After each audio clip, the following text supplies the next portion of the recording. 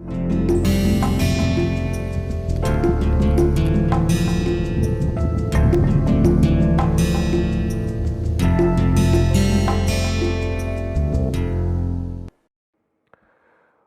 to the next lecture for our discussion in this course on rapid manufacturing. We are now going to focus on design for modularity. As it very clearly says, modularity.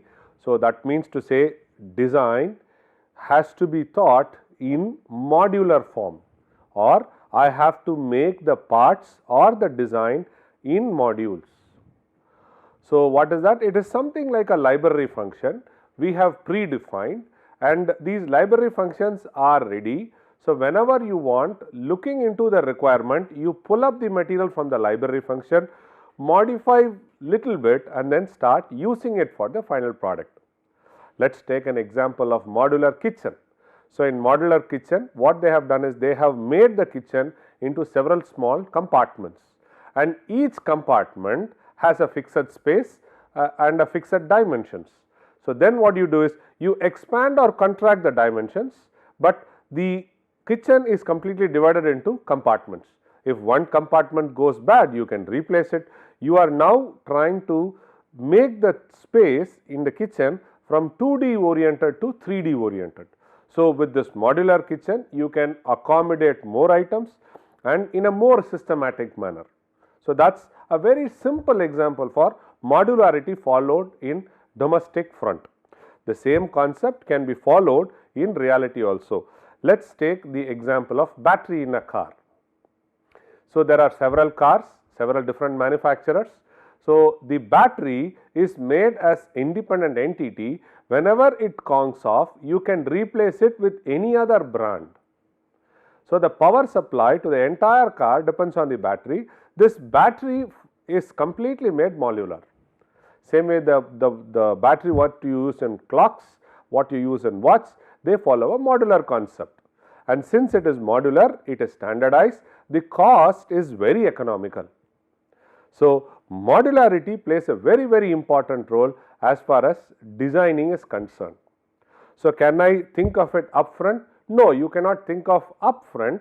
What it does is, as and when you start evolving the product, so slowly you can make sure that certain things we can start using standard parts, certain things we can start using which is customized to the product. So, this is more specific towards modularity. So, the content we will see a small introduction, followed by it we will see design for manufacturing. So, we will see design review there, then design for manufacturing guidelines we will see, then we will see design for assembly, then design guidelines for different modes of assembly, then methods for evaluating design for assembly, then we will see design for modularity, feature based design and exploring design freedoms. So, these are the contents which we will go through in this lecture. Modular design is made with an approach that subdivides a system into smaller parts called modules or skids that can be independently created and then used in different systems. If you go back and look at the example of battery, what I gave is the same. Modular design is made with an approach that subdivides a system into smaller parts. So, you take a product, then you divide the product into sub products or sub assembly. So, this is sub assembly 1, sub assembly 2, sub assembly 3.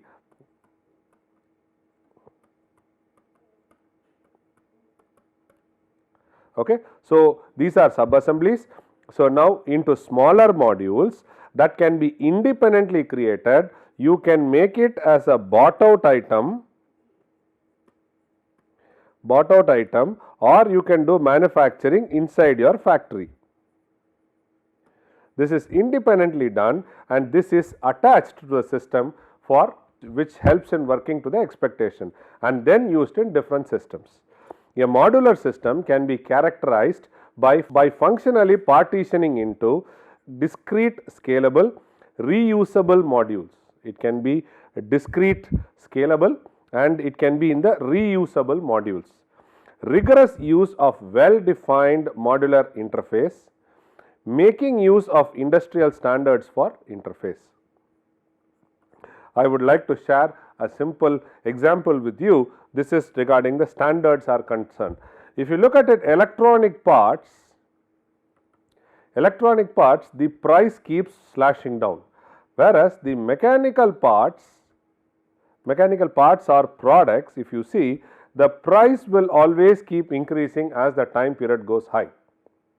For example, cars, they say initially it started with 2 lakhs, 3 lakhs, 5 lakhs, today it has gone to 10 lakhs. So now it has gone even to 25 lakhs, 1 crore. So there are cars. But electronic parts, when they came into the market, they say it is 1 lakh. Then subsequently the computer price slashes down to 40,000 and then so on and so forth. Why is this happening only in electronic, not in mechanical? Is because the electronic industry has established a standard which has to be followed. So if you take a computer, the computer is divided into several modules, and each module has a specification and each module has a standard to fix it with the other part so that it can function. So this standard is let open free at the beginning, and lot of companies try to make their products to meet out the standard requirements. So this leads to healthy competition. This leads to a price reduction in electronic parts. This all can happen because of the modularity concept which we follow. Modularity system can be characterized by functional partitioning. So you divide it based on function and not on shape and size. For example, battery, it does give electrical support to whole system. Okay. So discrete, scalable, reusable module, rigorous use of well-defined modular interface, making use of industrial standard for interfaces. Design for modularity can be advantageous in many ways. Reduction in cost, that is what I gave you an example of electronic parts, due to less customization. Please understand, once you start producing standard parts, you get it at a cost which is reduced, but the customization is the huge sacrifice you have to do. Okay. So reduction in cost due to less customization and shorter learning time, flexibility in design, right. Then augmentation, adding new solution by merely plugging in a new module and so on. For example, if you try to take a smartphone, you try adding apps. Each app does a particular function. So you can say this as modular. So the augmentation, adding new solutions by merely plugging in a new module, it is almost the smartphone example, but this is very much talked about in software. In hardware, it is slightly difficult because there is energy consumption and other things. So augmentation, add new solutions by merely plugging in a new module, and exclusions are the benefits or the advantages by following the design for modularity. For example, today you see modular furnitures. So if this furniture is broken, you replace only one. Your ground, if you see, is divided into several tiles. Your floor is divided into several tiles. So if there is one tile broken, you have to replace only that tile and not the entire floor. So in the same way, if one feature or if one chair gets spoiled, you just replace one and not the rest.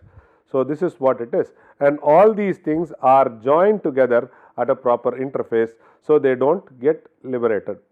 So you can see here, the person is constructing a table. The table is divided into several modules. So depending upon the requirement, he attaches or detaches to get the table to the requirement.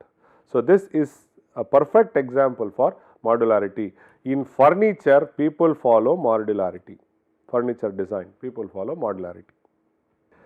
So as far as modularity is concerned, there are two types of modularity. One is called as bottom-up modularity, another one is called as top-down modularity.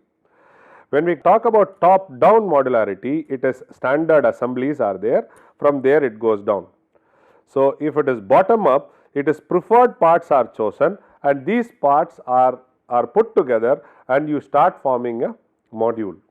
So, you can have bottom up modularity or top down modularity. Top down modularity is sub assemblies are chosen and then the product is made. Parts are chosen and from there you go towards the assemblies.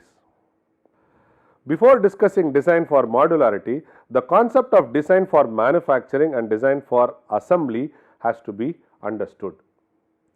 So, this module we divide it into these three lectures. One is design for manufacturing, design for assembly and design for modularity. If I say modularity, it is in turn it has to have a subset of manufacturing and assembly. So, what is the definition for design for manufacturing? Is a design technique for manufacturing ease of an assortment of parts that would constitute the final product after assembly.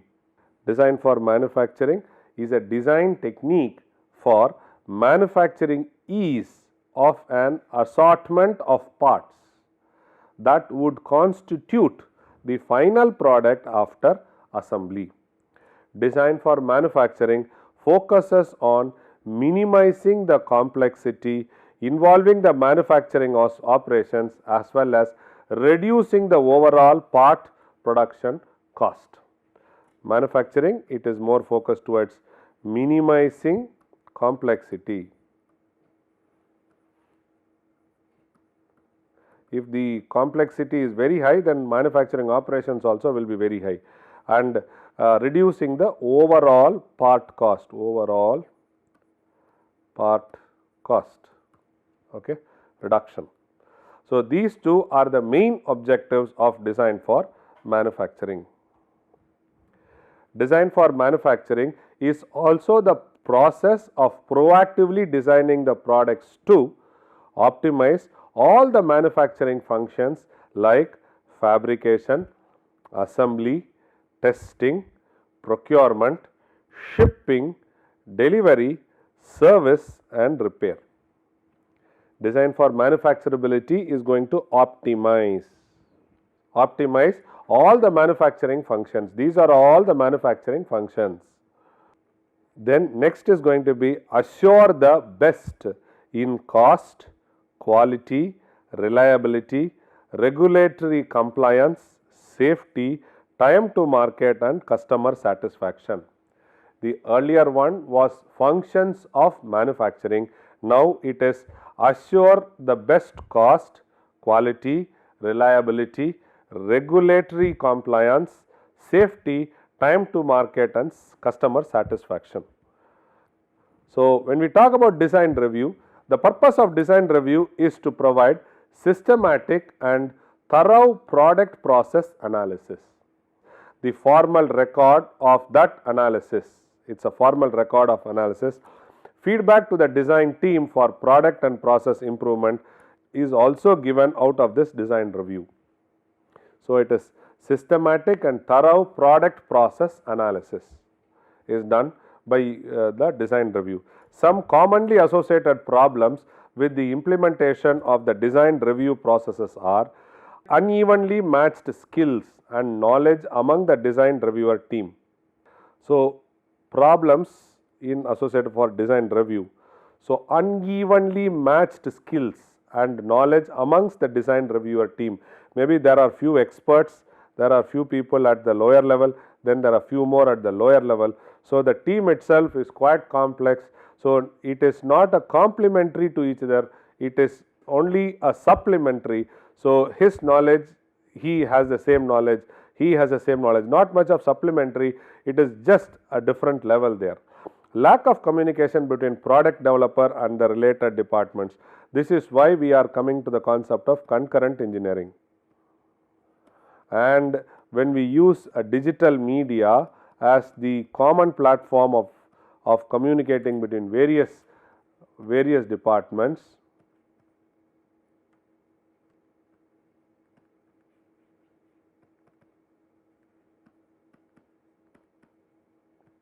digital platform with various departments. So, you will have there can avoid a lack of communication between them. No time to make design review based changes. So, this is a problem. Lack of design review experience. See, review is nothing but design review is nothing but validation of what customer wanted, what you are producing, whether it will meet out to the customer satisfaction. That is what is design review in a crude sense. But how do you do it? Systematically you do it and thoroughly you do it. Lack of design review or experience. Each department considers design review a separate stage and not included in the initial design process. When we talk about concurrent engineering, this problem is tackled and it is removed. When we talk about design review, the schematic diagram, right?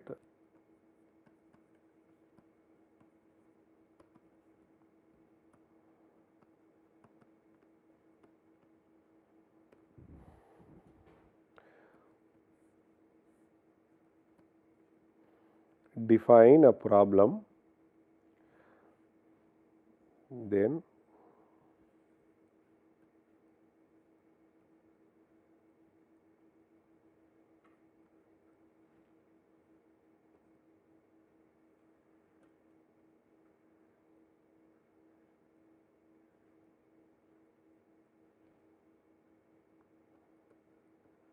it is design,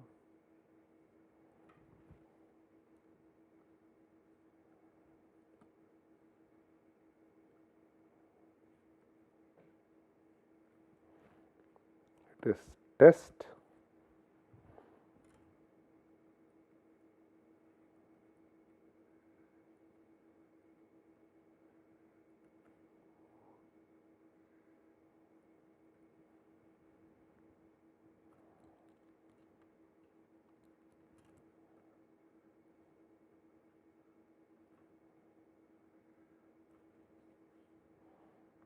we have is build. So, we will have output,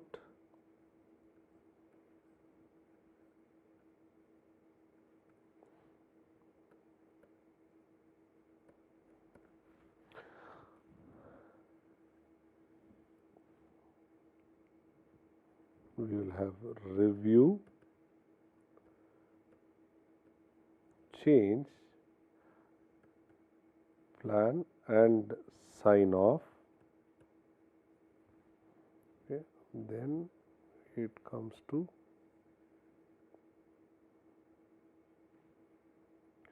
it is input, and if you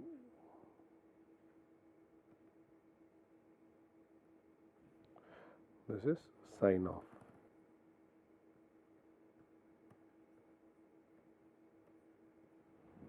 Okay. So, this is the typical design review interaction cycle. Okay, this is the design interaction cycle. You have 4 stages: define, design, build, test. This keeps on going iteratively.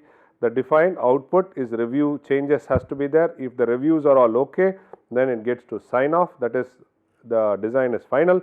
If it is not so, it comes to design, then it reiterates, it keeps going. So, it is a continuous cycle and the design process always says there is a scope for improvement. In the design review, we have soft and hard reviews.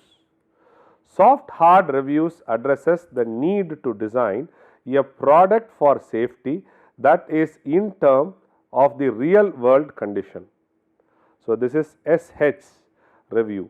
The soft review looks into the careless misuse of products by user beyond normal wear and tear. Suppose this pen over a period of time, if it starts getting the plastic starts degrading and if it breaks, it might have sharp edges. This will try to hurt if somebody uses it after the wear and tear. So, the soft review looks into the careless misuse of products by user beyond normal wear and tear. Failure mode effective analysis, which is otherwise called as FMEA, a very powerful tool to do design review. The basic method is to describe the parts of a system and list the consequences if each part fails.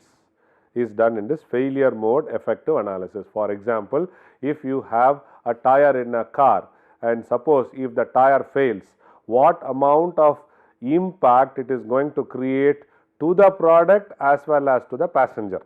So, that is done at the beginning itself. The basic method is to describe the parts of a system and list the consequences if each part fails. In most formal systems, the consequences that are evaluated by this criteria and associated risk indexes are attached to it. Severity is S, likelihood of occurrence is O, probability of occurrence is P, inability of control to the defect is D. So, now you know the weightages, you multiply the weightages and then you can get the impact of each failure or each part in the overall performance. Experimental design. The objective is to determine those variables in a process or product that forms critical parameters and their target values. For example, you have X parameter, Y parameter, Z parameter to get an output.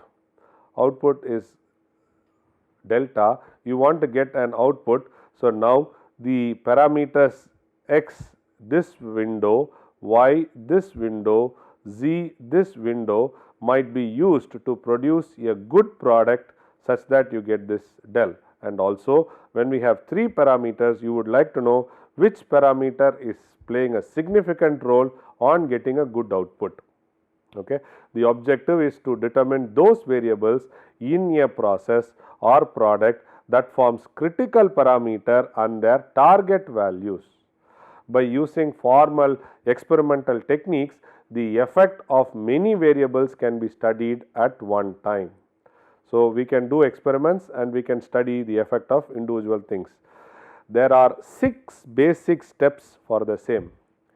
Establish the purpose, identify the variables, design the experiment, execute the experiment, analyze the experiment and interpret and communicate the analysis. Establish the purpose, why are you doing this experiment, identify the variables X, Y, Z are variables which are identified. Design of experiments has to be done because in this X, this is 0, this is 100, like this if you have 3 variables, if you want to do experiments for all these, it is going to take lot of time.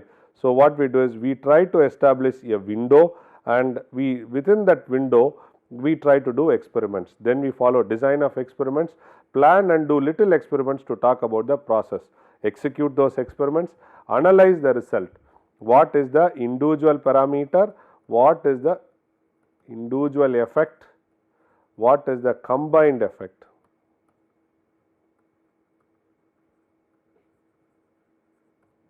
What is the individual effect, what is the combined effect. Many a times you will see this in your family or in school or in even college. They say if this fellow is, if A is alone, he is a good boy, if B is alone, is a good boy. Moment A and B joins, they create ruckus. So, combined effect, right. Individual effect, combined effect, you are able to find out by analyzing the results. And finally, you interpret the results and you communicate the analysis such that this is taken back to the design team, they review, change and then give the good output. Why DFM? DFM methodology allows for new or improved products to be designed, manufactured and offered to the consumers in a short amount of time. So, time to market, time to customer, product life cycle reduction, all these things if it has to happen, we have to follow DFM. DFM helps eliminate multiple revisions and design changes that causes program delay and increasing cost. So, it reduces the revision and design changes because you have all sets of data upfront. So, all you have to do is use those, tweak little bit to meet out the requirements. With DFM, the design is often more comprehensive, effective to produce and meet the customer requirements the first time. Today what we talk about is go best the first time. First part is not scrap. So, all these terminologies or all these jargon words are used today. So, if you want to do that, use design for manufacturing. How to perform design for manufacturing? Many companies today are integrating DFM and DFA practices through design and manufacturing team. The design for manufacturing and design for assembly techniques are two different classifications. DFM techniques are focused on individual parts and components with a goal of reducing or eliminating expensive, complex or unnecessary features which would make them difficult to manufacture. DFA technique focuses on reduction and standardization of parts, sub-assemblies and assemblies. It is more towards on reduction and standardization. The goal is to reduce the assembly time and cost. This is the ultimate goal, is to reduce the time and cost, give a good cost with customer satisfaction.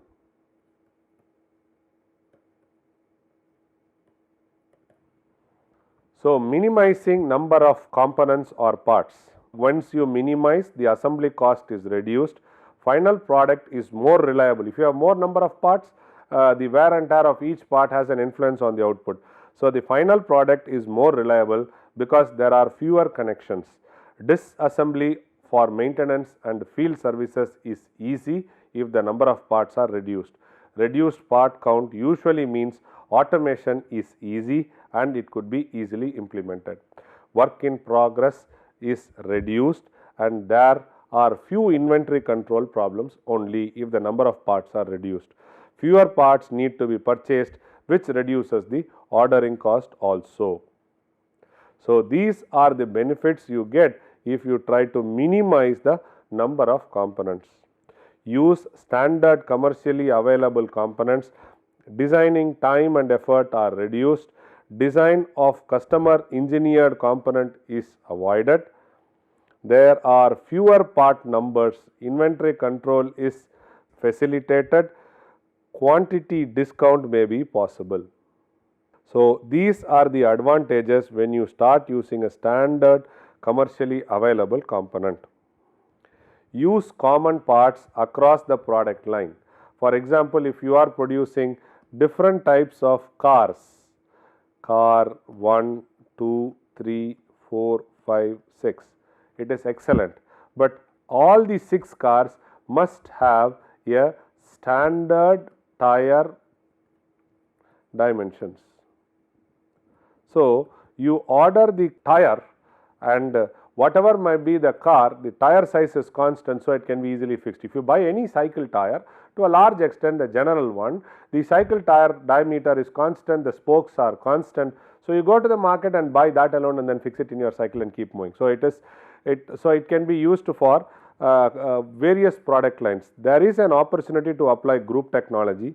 Implementation of manufacturing cell may be possible. We will see what is manufacturing cell later. Then quantity discounts may be possible when you use a common part for different product lines. Design for ease of part fabrication, net shape and near net shape processes may be feasible. Part geometry is simplified and unnecessary features are avoided when we start using design for ease for part fabrication. Unnecessary surface finish requirements should be avoided, otherwise additional processing may be needed. So, net shape and near net shape.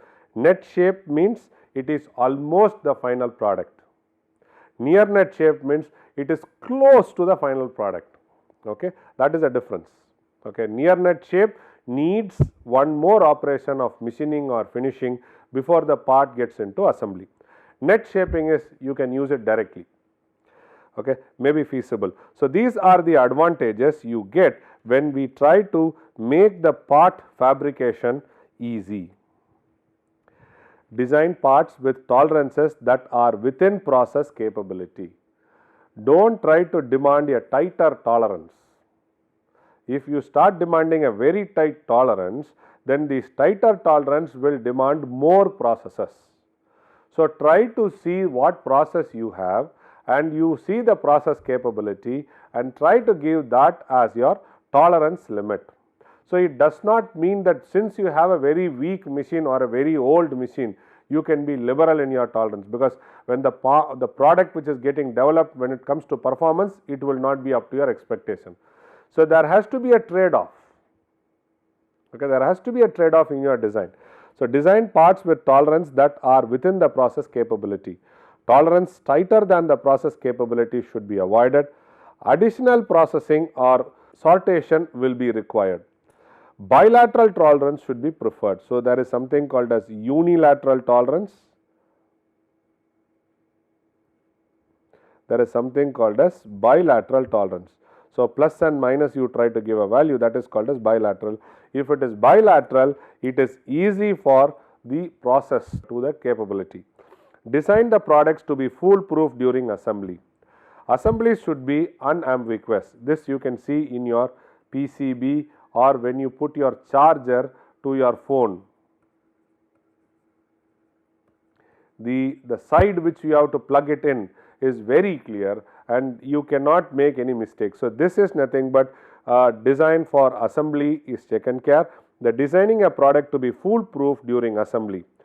Components should be designed so that they can be assembled only one way. Special geometric features must sometimes be added to the component to achieve foolproof assembly. For example, when you insert a RAM into the slot, you can do it only in one direction. If you do it in the other direction, you will not be able to push the RAM into the slots when you do a assembly of personal computers. Minimizing the use of flexible components. Flexible components including parts made of rubber, belts, gasket. So, this has to be reduced because this gives you a lot of flexibility and rigidity will not be there. The flexible components are generally more difficult to handle than and assemble, because since these, if you want to automate a process, this rubber belt gaskets, holding it and taking it for assembly, if the stiffness is not so high, then it becomes very difficult to automate the process. So, if you think of automation, try to have a part which is rigid and which has some stiffness to it. So, coming to the end of the lecture, the task for the students are try to look at a car, look at a automobile of your choice, let it be scooter also, automobile of your choice, scooter, bike, car, bus, and list down the standard parts used. Don't have to go to product level, go up to sub-assembly level. Sub-assembly level only. Look at a ball point pen and list down its variants. Look at a customized product and apply your knowledge on individual parts and make the design more modular. When you try to do all these three live examples, you will see how beautifully design for manufacturing, design for modularity, design for assembly is followed. Okay. So, thank you very much.